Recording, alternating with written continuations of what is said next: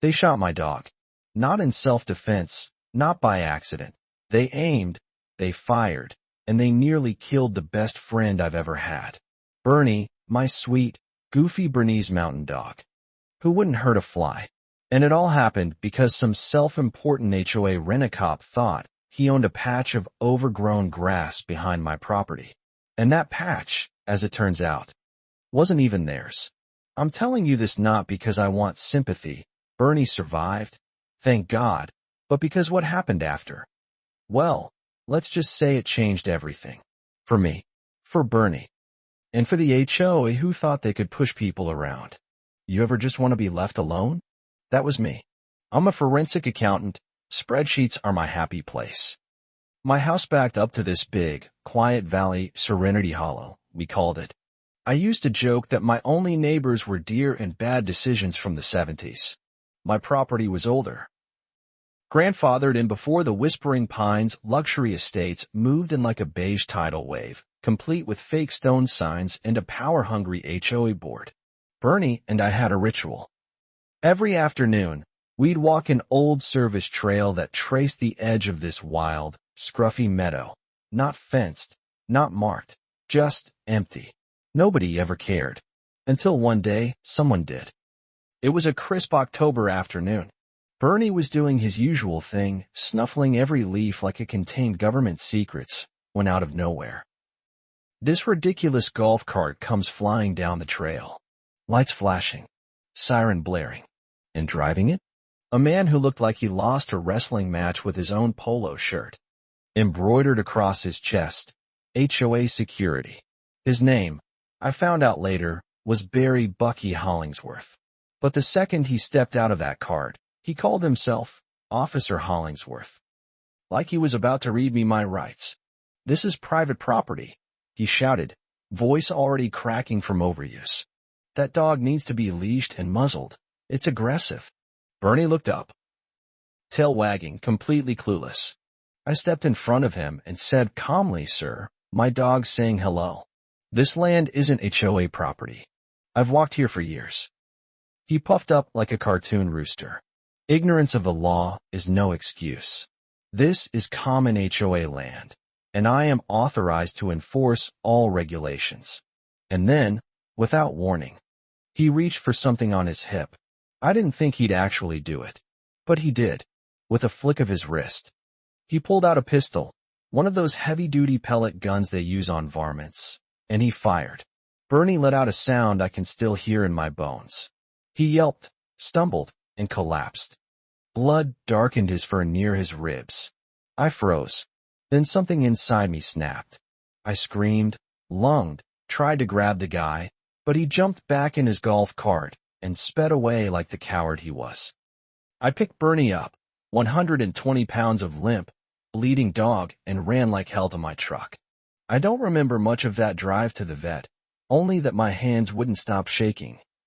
And I kept whispering, "Hold on, buddy. Just hold on." Dr. Ramirez, our vet, was a miracle worker. Bernie went into surgery right away. The pellet had fractured a rib and missed his spleen by an inch. That inch, it saved his life. I sat in that waiting room for hours. When the county sheriff finally arrived, a guy named Deputy Lane, he listened to my story, took some half-hearted notes, and muttered something like, "Well, sounds like a dispute. We'll look into it." I knew what that meant. File it. Forget it. But I wasn't forgetting. I stayed by Bernie's side all night, listening to his breathing, watching his stitched-up side rise and fall. And somewhere between heartbreak and rage, a thought took root. They wanted to claim a strip of land? Fine. I'd buy the whole damn valley. I wasn't just going to sue them. I was going to erase them, methodically, legally, permanently. I knew how to do this. My career had been about tracking fraud, tracing ownership, tearing down shell companies. Real estate, I realized, wasn't so different from corporate finance. It's all about who holds the paper. And I had the time, the skills, and, thanks to a few lucky tech investments, the money. I started with the county records office. That patch of meadow where Bernie got shot? Turned out it wasn't HOA property at all. It was an old utility easement from the 1920s, still technically under county jurisdiction, never deeded to Whispering Pines. Legally, it was no man's land. I kept digging.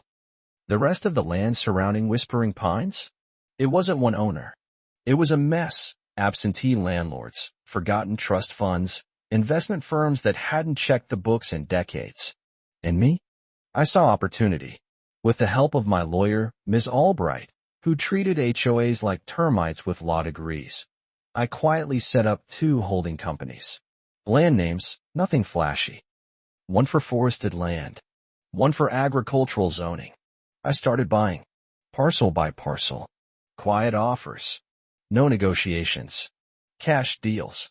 Over the next 8 months, I bought over 70% of the undeveloped land around Whispering Pines, including the trail where Bernie got shot, including the shortcut road their residents used daily, one they didn't even realize was private.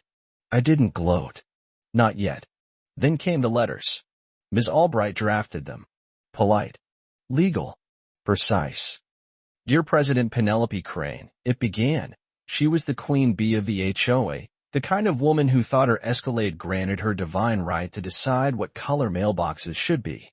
The letter informed her that the meadow, survey coordinates attached, was now private land, owned by Serene Hollow Management, LLC.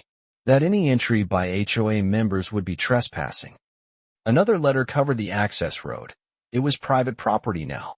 Gates would go up in 2 weeks. And they did.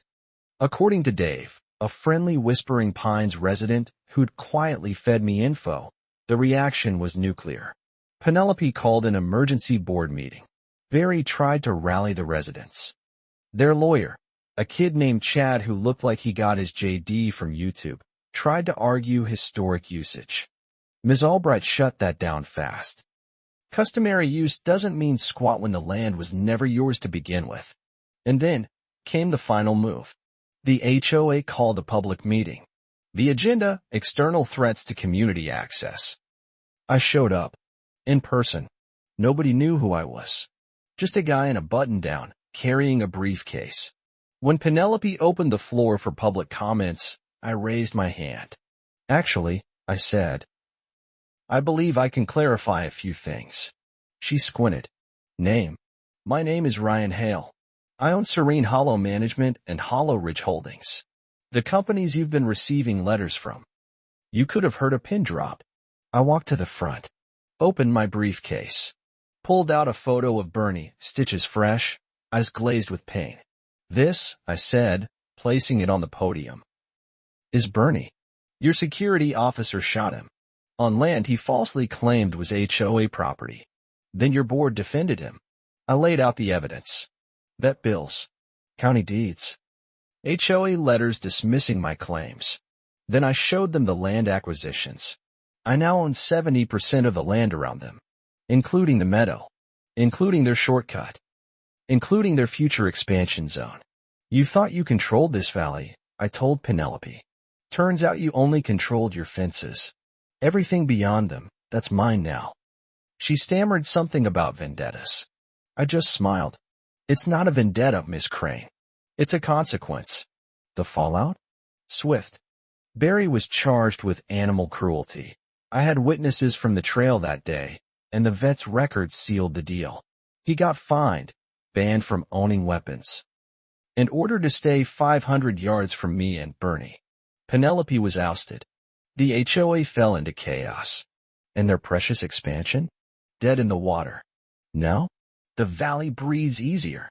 I turned most of it into protected land.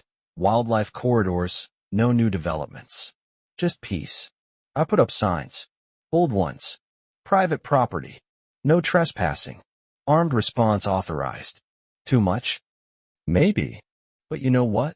Sometimes people like Barry and Penelope need to be reminded. There are lines you don't cross. And shooting a man's dog, that's one of them. So yeah. That's how a quiet accountant with a wounded dog ended up buying a valley. What would you have done? Let me know in the comments. I want to hear your story. Have you ever tangled with an HOA from hell? Did justice win? Or are you still fighting? And hey, go hug your dog for me. They're worth it. Every Damn. Time.